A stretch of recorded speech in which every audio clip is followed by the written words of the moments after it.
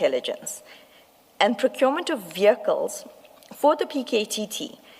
Hence, the reference to awarding tenders in the Section 2813 application and authorization. And that is on page 107, file 10, paragraph 1.7, fraud and corruption pertaining to awarding of tenders and or contracts involving SAPs and or circumventing of procurement processes. Correct.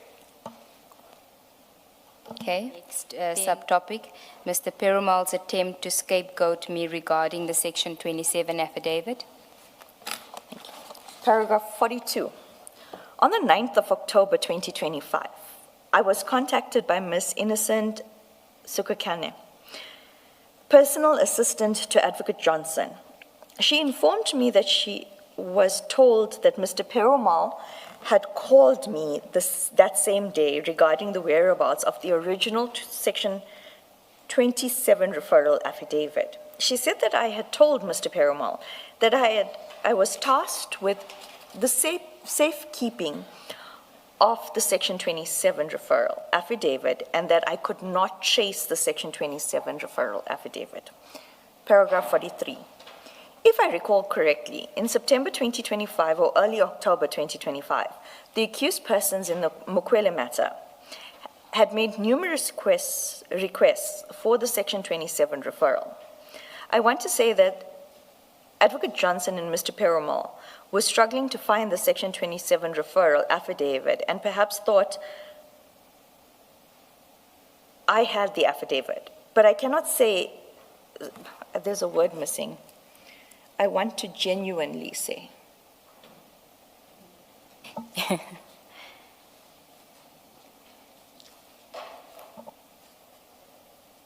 So it should read, I want to genuinely say that Advocate Johnson and Mr. Perumal. Okay. Mr. Perumal was struggling to find the Section 27 referral affidavit and perhaps thought that I had the affidavit. But I cannot say that because what I suspect is that Advocate Johnson and or Mr. Perumal did not want to disclose the Section 27 referral affidavit to the accused persons in the Mukwele matter and needed a reason as to why it could not be produced. My suspicion is that the flighted Section 27 referral affidavit was produced at that stage and after Lieutenant General Mkonazi's press briefing on the 6th of July 2025, where he stated that IDAC was investigating the PKTT. When you say it was produced on that day, you mean created? Created. Okay, thank you. Thank you, Commissioner. To be more precise, you say at that stage, not at that day. At that stage, yes. So I understand you to mean that it must be after September or early October 2025. Because if it existed in early October, the flighted Section 27 would have been provided to the accused. So it must mean it did not exist when the accused were asking for it. Correct. The one that is flighted The one that is flighted, yes. was not, yes, created by then. I do not think it is a coincidence that the flighted Section 27 referral affidavit makes no reference to the PKTT, whereas the version I saw in December 2024 does. And now there is no record of that version, other than the original that I returned to Advocate Johnson on the 6th of December 2024. Which was not produced, and in respect of which Mr. Perumal tried to create the narrative that I had misplaced the original.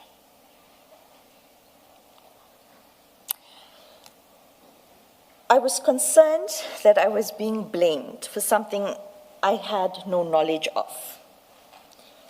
I addressed an email to Advocate Johnson to set out the events that transpired on the 5th of December 2024. And thereafter, regarding the Section 27 referral affidavit. I have provided the email to the Commission.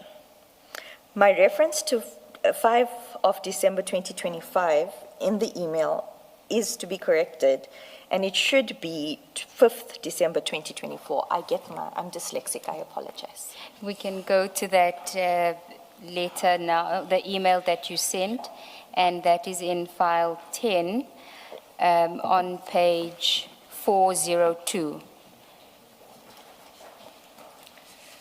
You'll have to read the letter to us, the email, Can the I entire have the email. reference again, please? Sorry. Reference. Page 402 of file 10. Thank you.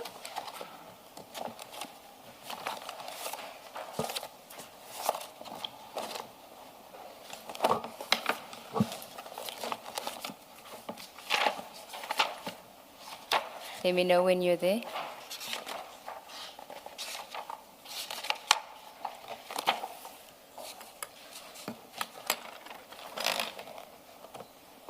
Do you have it? I do. It's an email from you on 9 October 2025, 1347, addressed to Advocate Johnson, Mr. Perumal, Mr. Sesoko, Mr. Tlale. Who is Mr. Tlale? He's the project manager. And then that is Innocent is the assistant. Correct. Advocate Johnson's assistant. And the subject is section 27, referral, F. Adams. Correct. You can read it.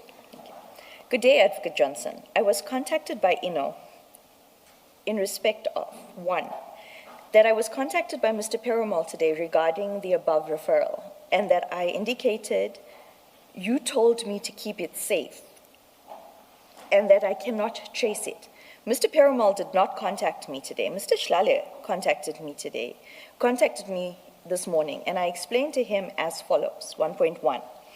On the morning of the 5th of December 2025, but it should read 2024, at 8 a.m., while in your office, you gave me a grey document bag folder with a zip which contained the 27 affidavit referral and piece of note paper with your handwriting.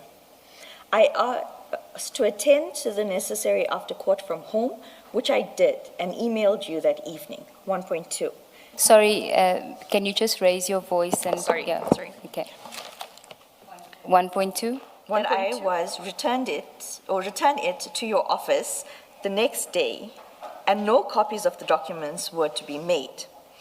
Because the grey document bag was conspicuous, I put it in a large brown envelope and returned same to your office before the staff meeting on the 6th of December 2024. Once again, I apologize. On the 10th of June 2025, in your office, where a meeting was being held with myself, Mr. Sisoko, Mr. Perumal, Mr. Padiachi, Mr. Mlambo, and Mr. Charles, I indicated that we needed the documents in the folder. At that point, we were all packing to move offices. You indicated that I should text you the following day and you would look for it through the many boxes. 1.5. On the 11th of June, 2025, I attach a screenshot. I contacted Mr. Perumal indicating that we would only need the folder in 3 or 4 weeks should I trouble the ID to look for the folder, to which he replied, it can wait. Paragraph 2, I wish to state, I did not retain possession of the original Section 27 affidavit referral, nor any copies thereof. As instructed, I returned same to your office on the same day after receiving it. 2.2, I did not have any communication with Mr. Perumal today. Our last communication was on the 18th of September, 2025, via WhatsApp text. Thus, I could not have told him that I was asked to keep it safe, and I misplaced it. 2.3, I was contacted by Mr. Shlale today, earlier this morning, and stated to him exactly what I have stated above. Kind regards, Trishanta Ramsamy.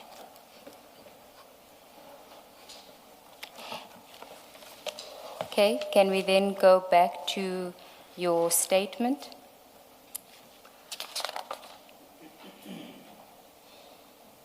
We are at paragraph 45. Thank you.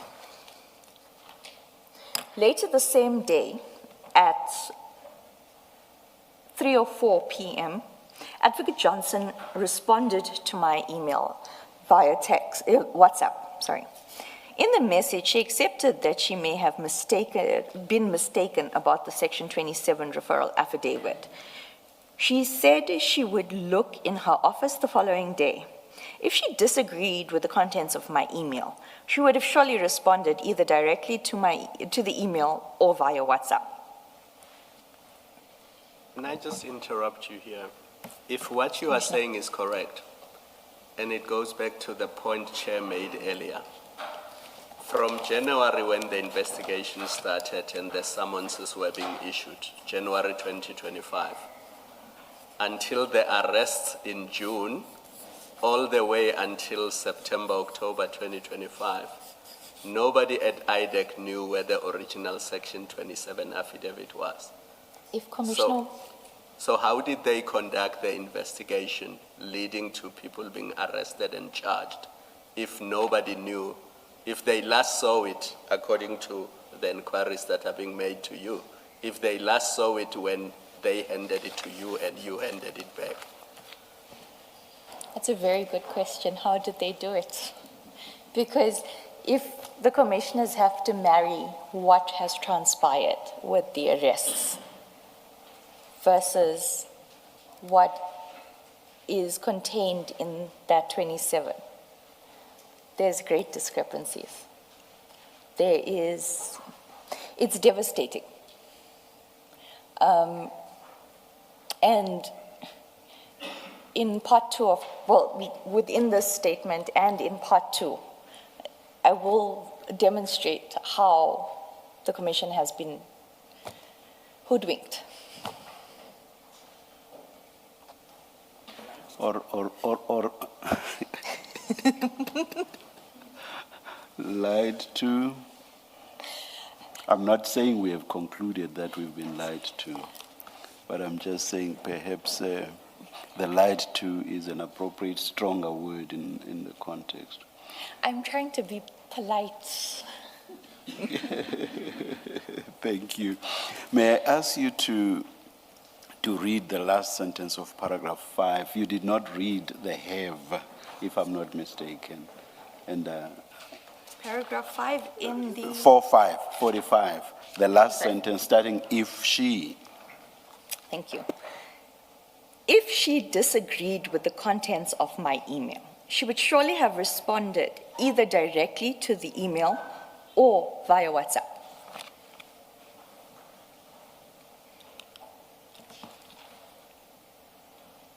Okay, we're just trying to locate the WhatsApp screenshot. I know that it had been provided to us where Advocate Johnson responds, and it should be in the exhibit bundle, but for some reason it's not in the electronic version, but we'll come back to it later. But we have seen it. Can we then go to the next topic, subtopic, explanation of the names of suspects in the Section 2813 authorization? Paragraph 46.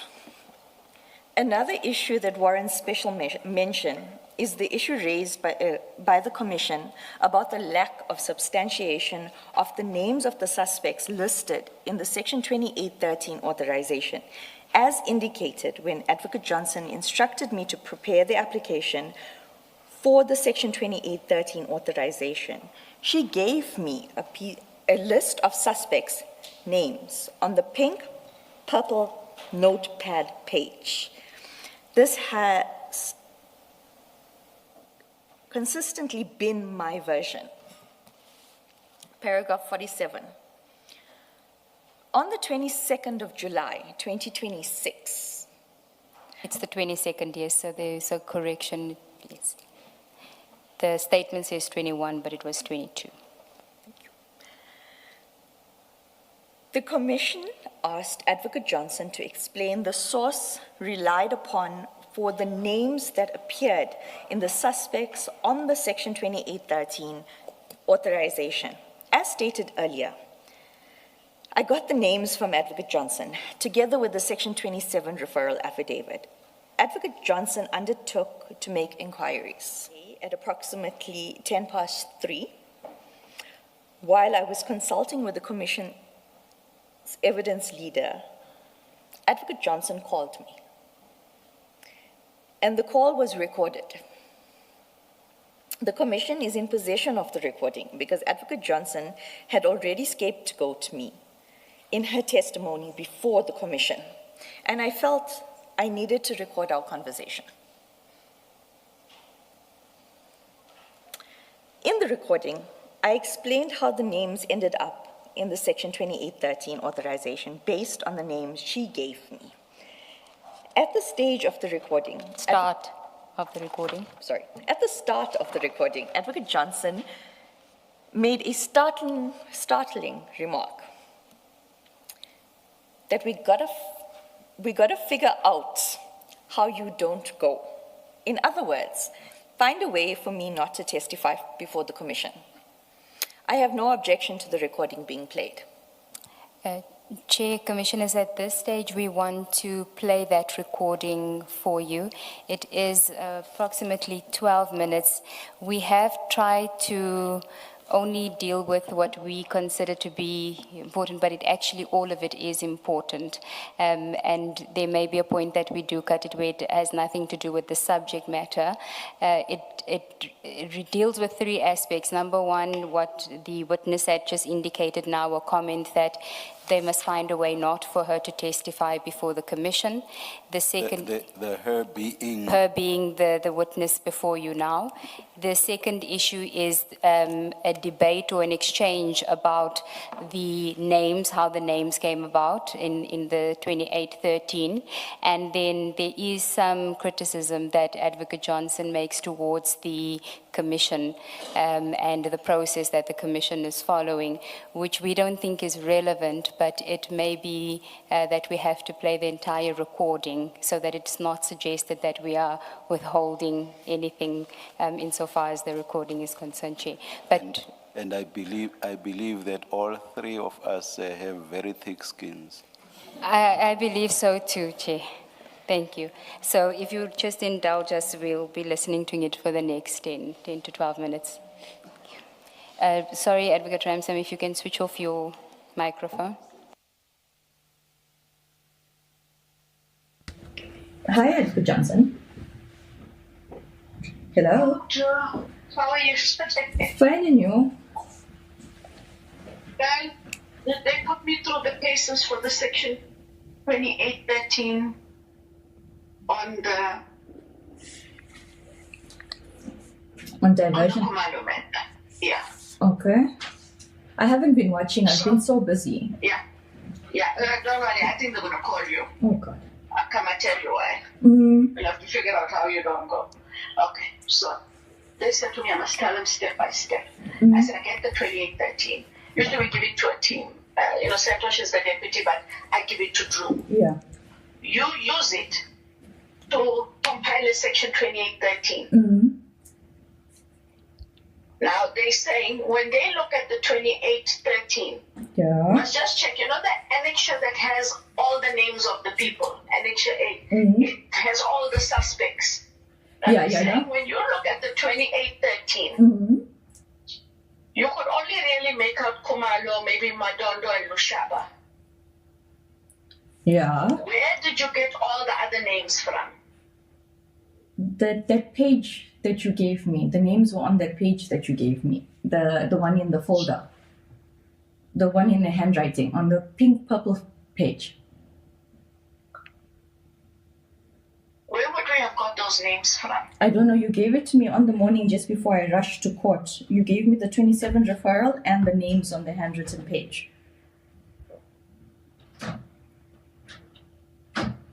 Because they are asking me where you got the names from, and I'm saying, I'm not sure. Because I can't remember to check for me. I can't remember either. No, I remember distinctly because suspects that was written on there. And you explained to me that the suspects was after Dylan had consulted with Fadil. That's how the list came about. So Dylan would have consulted Fadil before you did the 20.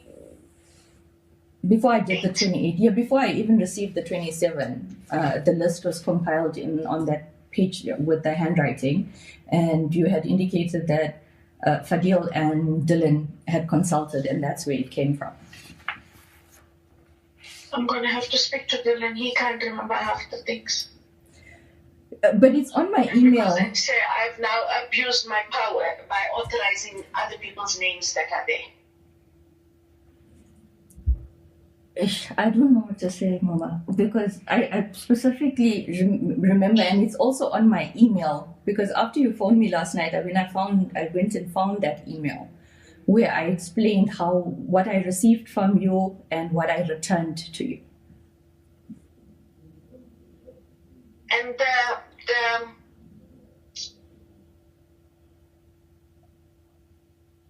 Mama? the section 28. Mm-hmm. 13. Mm. You would have brought an application, would you not?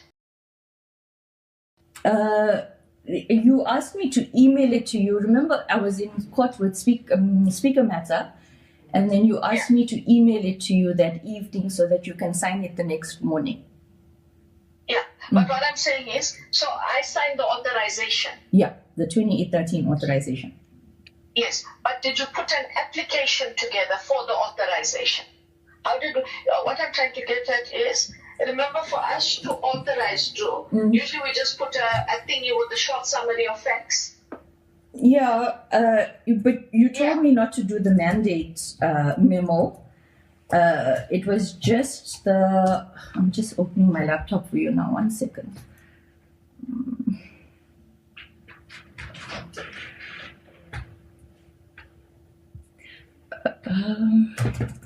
What date was it, Mama? The 5th or the 6th? I signed on the 6th. It should be 5th. Okay. Just checking now.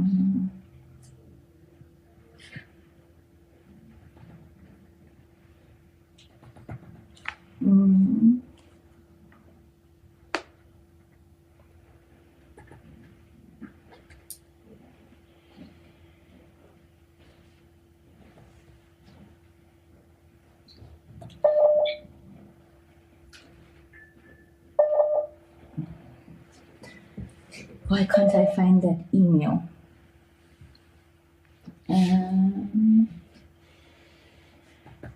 No, I think I didn't do that. I think the facts and all of that was covered in the email I sent. 27. Yeah, in the 27. And then remember, I did a summary of the 27 and the dockets that we collected. And that is when I said to you, I need to consult with Fadil because... Wait, remember, wait. Remember, Drew, the authorization is the 6th of December. Y'all got the dockets on the 9th of December.